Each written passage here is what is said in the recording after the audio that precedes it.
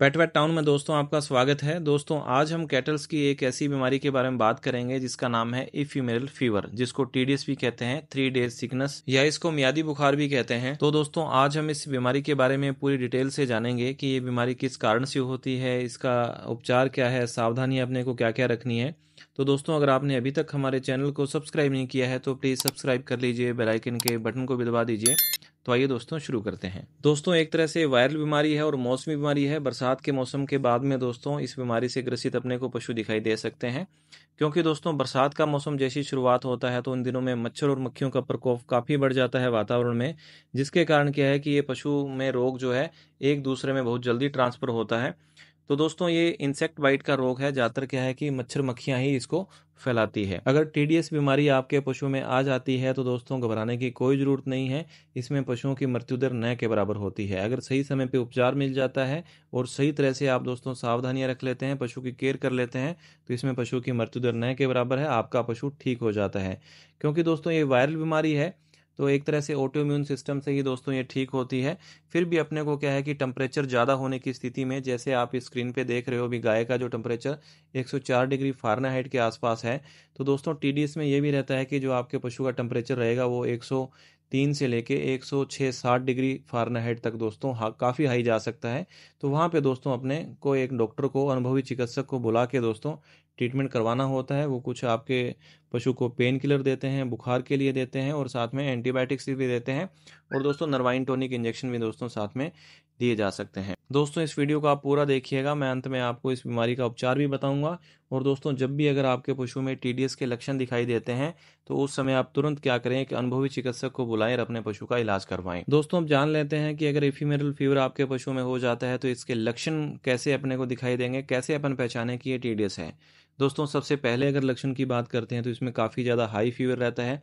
आपके पशु को 103 डिग्री फ़ारेनहाइट से लेके 160 डिग्री फ़ारेनहाइट तक का टेम्परेचर हो सकता है। और दोस्तों आपके पशु को चलने में काफ़ी ज़्यादा परेशानी आती है। एक पैर में दोस्तों काफ़ी ज़्यादा पेन रहने लग जाता है, जैसे आप स्क्रीन पे इस गाय को देख रहे हो, इसके आगे वाले पैर में काफ़ी ज़्यादा पेन हो रहा है, इसको चलने में काफ़ी कठिनाई होती है। और दोस्तों जिसके कारण पशु जब चलता है, आगे बढ़ता है, तो दोस्तों अपनी जो कमर है उसको सिकुड़ लेता है, एकदम से सिकुड़ के फिर आगे बढ़ता है, और दोस्तों पशु चलने की कोशिश भी नहीं कर पाता है। इसमें दोस्तों जो पशु में दर्द होता है, पैर में जो दर्द होता है, वो धीरे धीरे क्या है कि एक से दूसरे पैर में शिफ्ट होता रहता है। आप देखेंगे कि अगर किसी पशु को टीडीएस हुआ है तो 3-4 घंटे पहले तो किसी और पैर में दर्द था, और 3-4 घंटे बाद आपको दूसरे पैर में कभी कभी आपको ये दर्द दिखाई देता है। तो दोस्तों टीडीएस का ये भी एक लक्षण रहता है। और दोस्तों इस बीमारी में ज्यादातर पशु खाना पीना बंद नहीं करते हैं, थोड़ा बहुत कम कर देते हैं। कुछ जो पशु होते हैं खाना पीना बिल्कुल बंद कर देते हैं, पर ज़्यादातर पशु जो है खाना पीना बंद इसमें नहीं करते हैं। जैसे कि हम इस गाय पे गए, गाय को देखा, तो ये क्या है कि अपना जो नान था उसमें जो चारा चर रही थी, अच्छे से अपना जो है दाना चारा ले रही थी। तो दोस्तों हमने इसका टेम्परेचर देखा तो 104 डिग्री फ़ारेनहाइट के आसपास आया। सिम्टम से अपने को ये क्लियर हो गया कि ये टीडीएस का ही केस है, इफ्यूमेरल फीवर का ही केस है। अब दोस्तों यहाँ भ्रमित होने वाली एक बात आ जाती है कि इसी के मिलते जुलते सिम्टम एक बीमारी के होते हैं, बीक्यू, जिसको लंगड़ा बुखार कहते हैं, ब्लैक वाटर। तो दोस्तों वो अपने को कभी कभी भ्रम में डाल देते हैं।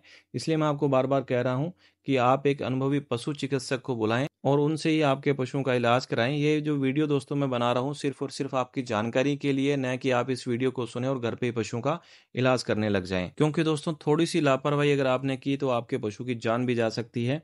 अब दोस्तों मैं बात कर लेता हूं कि अगर आपके पशु को टीडीएस हो जाता है तो इसमें सबसे पहले अपने को क्या करना चाहिए। अगर आप दूर दराज के इलाके में हैं जहां पर पशु चिकित्सक की सुविधाएं अवेलेबल नहीं है, तो दोस्तों आप क्या करें, इसमें फीवर काफ़ी ज़्यादा रहता है तो आप बुखार की दवा दें, दर्द की दवा दें, जिसमें आप बोलस दे सकते हैं, मेलोक्सिकैम की आती है, पैरासीटामोल की भी आती है डोलोपार नाम से।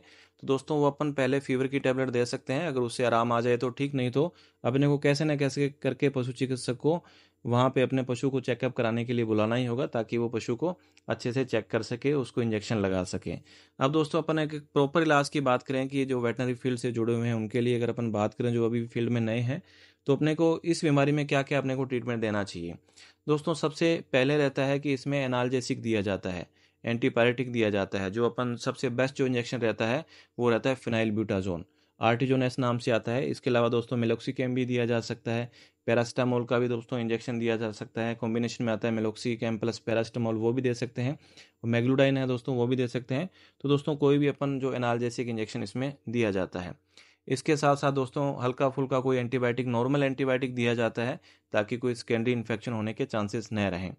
इसमें दोस्तों पशु आपका काफ़ी लंगड़ा के चलता है, नर्वाइन सिम्टम पशु में आने लग जाते हैं, उसके लिए कोई भी नर्वाइन टॉनिक इंजेक्शन लगा सकते हैं, मैक्वेटेक्सल लगा सकते हैं, न्यूरोकाइंड वेट प्लस दोस्तों इंजेक्शन लगा सकते हैं। इस तरह के मार्केट में बहुत से वेटनरी मेडिसिन में नर्वाइन टॉनिक इंजेक्शन आते हैं, वो अपन दे सकते हैं। तो दोस्तों मुख्यतः इसमें 3 ही इंजेक्शन है अपने को। एक तो अपने को बुखार और दर्द के लिए एक एंटीबायोटिक, और एक दोस्तों नर्वाइन टॉनिक इंजेक्शन अपने को देना होता है। अब दोस्तों ये बात सबसे महत्वपूर्ण है कि अपने को कहाँ पे गलती नहीं करनी है, इसलिए मैं आपको बार बार कह रहा हूँ कि योग्य पशु चिकित्सक को बुलाएं, एक पंजीकृत पशु चिकित्सक को बुलाएं, फिर ही आप इलाज कराएं। क्योंकि दोस्तों इसमें जो बुखार का इंजेक्शन लगाया जाता है, कभी कभी कहीं मैंने फील्ड में देखा है कि कुछ इसको स्टेरॉइड इंजेक्शन लगा देते हैं। पहले जो मैंने जितनी भी बताई है non steroidal anti inflammatory drug है जितनी भी है, इसमें अगर आपने स्टेरॉइड इंजेक्शन का यूज़ किया तो ये बीमारी घटने की बजाय बढ़ने लग जाती है। क्योंकि जैसे मैंने बताया वायरल बीमारी है, ऑटोइम्यून सिस्टम से ही ये ठीक होती है। तो इसमें आपने खास करके ध्यान रखना है, कोई भी स्टेरॉइड इंजेक्शन नहीं देना है, जैसे डेक्सामेथाजोन, बीटामेथाजोन, प्रेडनिसोलोन, इस तरह के इंजेक्शन, कोई भी स्टेरॉइड इंजेक्शन इस बीमारी में नहीं देना है। अगर आप वो इंजेक्शन अगर पशुओं को दे दोगे तो ये बीमारी दोस्तों घटने की बजाय बढ़ जाएगी। तो इस बात का अपने को खास ध्यान रखना है। तो दोस्तों ये जानकारी आपको कैसी लगी आप ज़रूर बताइएगा। धन्यवाद।